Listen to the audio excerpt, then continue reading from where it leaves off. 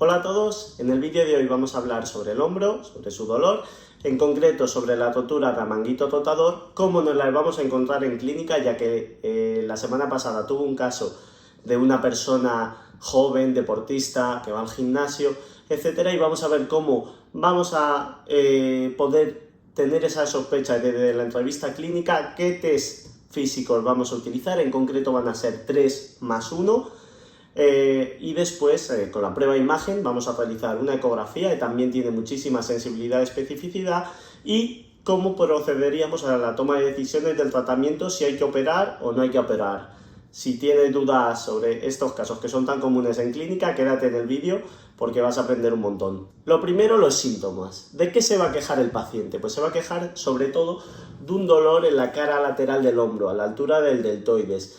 Va a sentir como una pérdida de función y mucha fatiga al ser el tendón, y si hay rotura, algo muy característico de esta rotura del manguito rotador, en concreto estamos hablando del supraespinoso, va a ser dolor nocturno, no puede dormir sobre ese lado e incluso le despierta. Al ser el tendón, sobre todo vamos a encontrar mucha fatiga, es decir, en actividades, si es el supraespinoso, que incluyan movimientos por encima de la cabeza o que sean de abrir el brazo, el paciente va a referir muchísima fatiga.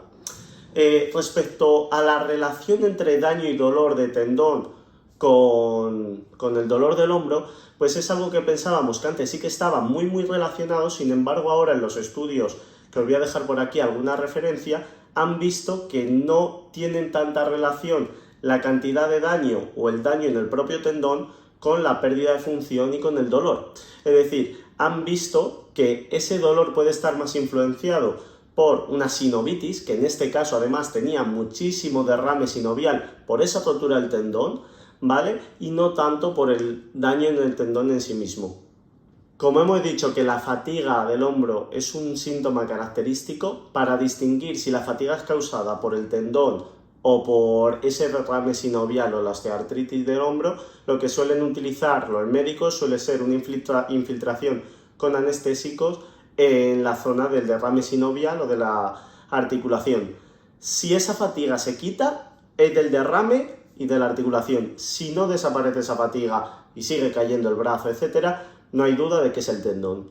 En cuanto a test diagnósticos para valorar la rotura del manguito rotador, hay 3 que se han consensuado como los reyes para diagnosticar esto, que el primero es la prueba del arco doloroso, que en pacientes con esta rotura, cuando le pides abrir el brazo, van a tener un dolor entre los 60 grados de apertura y los 120, ¿vale? Esa sería el primero. Segunda va a ser la prueba de caída del brazo o drop arm swing, que le vamos a colocar al paciente más o menos a 90 grados el brazo, le vamos a soltar y el paciente va a tener una debilidad para mantenerlo a 90 grados. Típico paciente que no puede abrir el brazo o mantener ahí la caída por la rotura del supraespinoso. Y la tercera y más importante, que es la que yo creo que tiene más especificidad, va a ser la de la rotación externa analítica resistida, en la que le vamos a pedir al paciente que empuje hacia afuera mientras mantiene el codo pegado al cuerpo. El paciente va a reproducir su dolor o no va a poder hacer esa fuerza. En cuanto a nuestro paciente, en nuestro caso clínico, además, 2 características que presentaba que a mí me hicieron saltar las alarmas fue que la elevación del brazo no subía más de unos 150 grados, y luego cuando le pedías una rotación externa activa e incluso pasiva, también la había perdido. Tenía una pérdida, que es el signo de la caída de la rotación externa, que también es súper importante, en la que el lado sano puede ir a rotación externa, pero el lado afecto vemos cómo ha perdido más de un 50% de esa movilidad, además de la fuerza, que eso tiene que ver más seguramente con ese derrame sinovial. Aún así, este examen físico se ha visto que sigue siendo insuficiente para diagnosticar estas roturas. Entonces, ¿cuál es el gol estándar? El gol estándar le tenemos también los fisioterapeutas para poder verlo, que no podemos diagnosticar, pero sí que nos sirve para poder derivar ahí al radiólogo, traumatólogo y establecer un trabajo en equipo. La ecografía, en este estudio en el que 331 casos que al final fueron sometidos a cirugía al manguito rotador, se les hizo una ecografía y tuvo una sensibilidad del 79% y una especificidad del 94%. Esto es una barbaridad. Aquí os dejo la ecografía de nuestro caso clínico en la que vemos una rotura de espesor completo, intrasustancia del tendón supraespinoso. Vemos ahí como una zona más anecoica, negra dentro del tendón, está más achatadito el tendón y además en la superficie articular también está tocada, pues vemos ahí una pérdida de continuidad y afectación articular.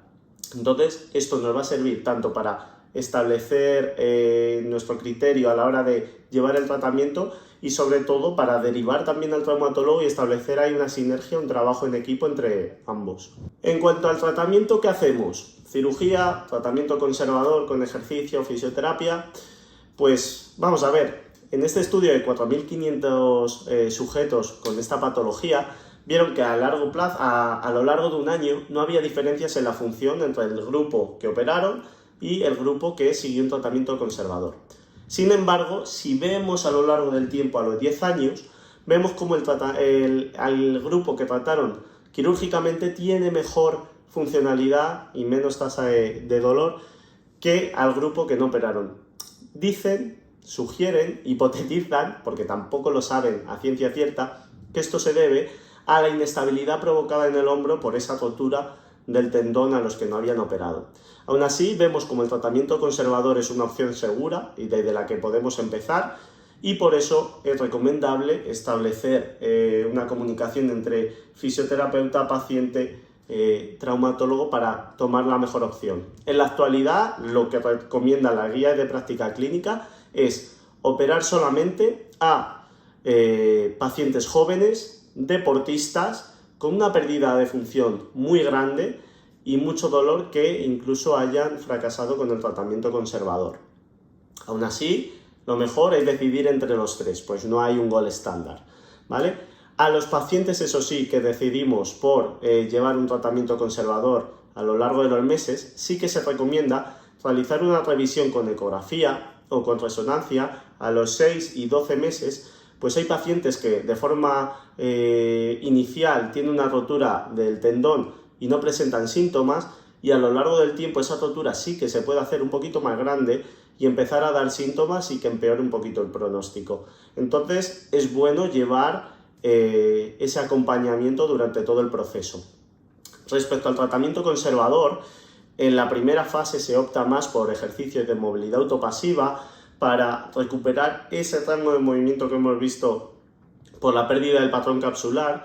Una vez que pasemos esa fase, que el hombro está menos irritado, que no nos da tanto ese dolor nocturno también, vamos a empezar con ejercicios más analíticos de fuerza activo, trabajando toda la musculatura periarticular del hombro, que va a ayudar a mejorar ese movimiento del hombro sin necesidad de utilizar tanto manguito rotador, y en una última fase ya haríamos ejercicios funcionales globales propios del deporte que le guste practicar al deportista, o en el caso de que sea una persona trabajadora, pues de su propio trabajo, ¿vale?